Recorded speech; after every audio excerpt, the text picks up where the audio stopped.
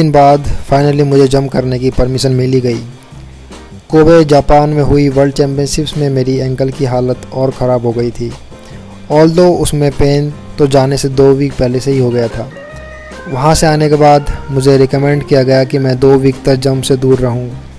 तो आज है 10 जुलाई और आज मैं करूँगा हाई जंप और देखना यह है कि पेन आता है या नहीं। चलिए शुरू करते हैं। तो अपने किट बैग के साथ मैं पहुँच गया स्कूल और मैट बिछाकर शुरू की अपनी बैग की मोबिलिटी रूटीन। ये रूटीन मैं 2017 से फॉलो कर रहा हूँ, जब पहली बार मेरी बैक में पेन हुआ, और तब से मैं ये हर ट्रेनिंग से पहले करता हुआ आ रहा हूँ।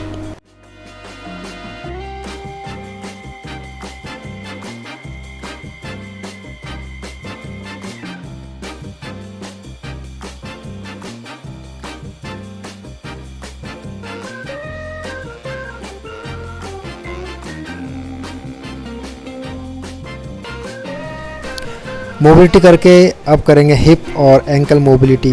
ये सब एक्सरसाइज मेरी फिजियो ने रिकमेंड की है ताकि एंकल और हिप की रेंज ऑफ मोशन ठीक हो सके। तो एंकल में बैंड लगा के बैक एंड फोर्थ मोशन करना है और ध्यान ये रखना था कि मेरा हील ना उठने पाए। ये मुझे चारों साइड से करना था, लेटरल और मीडियल और बैक एंड फोर्थ। और अब बारी आती है हिप मोबिलिटी की। तो हिप मोबिलिटी के लिए बैंड को अपने ग्रोइन एरिया तक लगा के सेम ही मोशन करना है, आगे पीछे और चारों साइड से। अगर आप चाहते हैं कि इस पर मैं एक अलग वीडियो बनाऊं तो आप कमेंट बॉक्स में बता सकते हैं।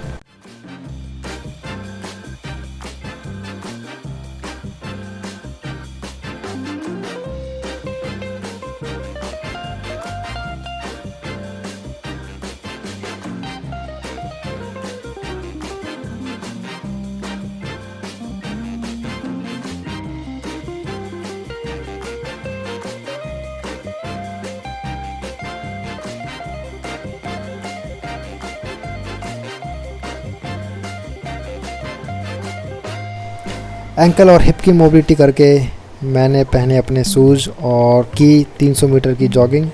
एंड मुझे रनिंग करना बिल्कुल भी पसंद नहीं है, लेकिन एंकल की हालत जानने के लिए मुझे ये करना पड़ा और इससे मालूम हुआ कि रनिंग में कोई पेन नहीं है और ये एक अच्छा साइन है।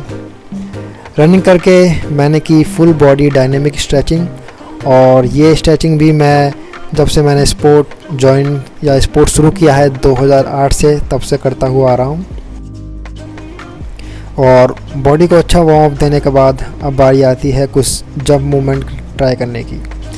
तो मैंने शुरुआत की जस्ट एंकल रोल से और फिर एक स्टेप नी ड्राइव मूवमेंट्स किए ट्रिपल एक्सटेंशन के साथ। तो फ़िलहाल इसमें कोई पेन नहीं है।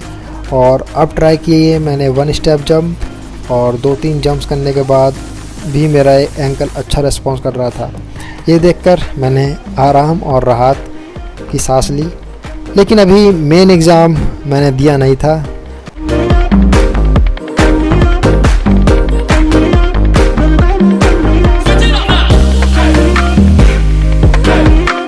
तो अपने वार्म अप रूटीन को आगे बढ़ाते हुए मैंने ट्राई की कुछ जंप ड्रिल्स बैंड के साथ। और ये वर्कआउट ऐसा है जब मैंने वार्म अप आज तक का सबसे लंबा किया है। बट बड़े एग्ज़ाम की तैयारी हमेशा बड़ी होती है और अब बारी आती है हाई जंप करने की।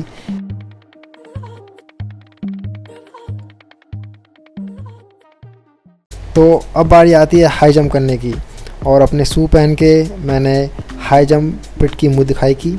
और ये देख के दिल टूट गया कि बार का एक साइड का जो रेस्टिंग फेस होता है वो टूटा हुआ है, लेकिन फंक्शनल था। तो कुछ बैक ड्रिल्स करके बार को एक कंफर्टेबल हाइट पे सेट किया और 2 स्टेप मेज़र करके मैंने अपने मार्क सेटअप किया।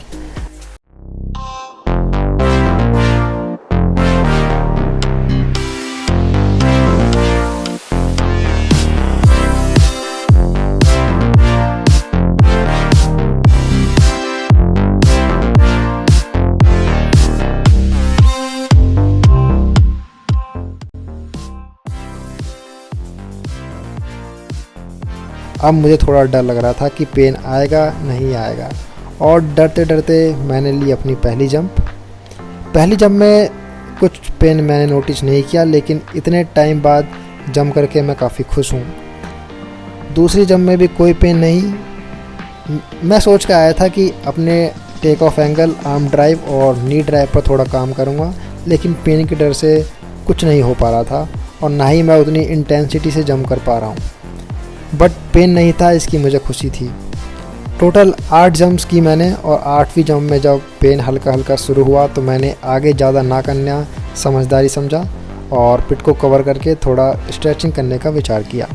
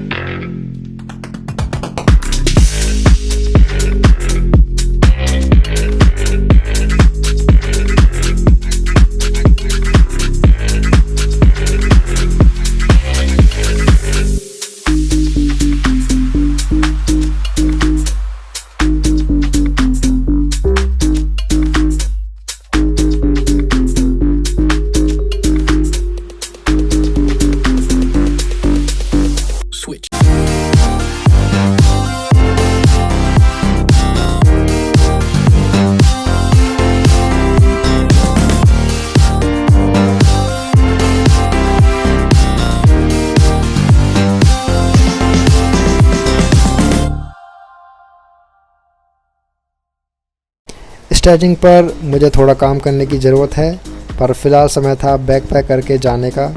ये एक अच्छा सेशन था अगर पेन के नज़रिए से देखें। मैं ज़्यादा जंप कर पा रहा हूँ और पेन भी इतना रह नहीं रहा है, जल्दी रिकवर हो जा रहा था। तो टाइम था घर जाने का और अपने एंकल को आराम देने का।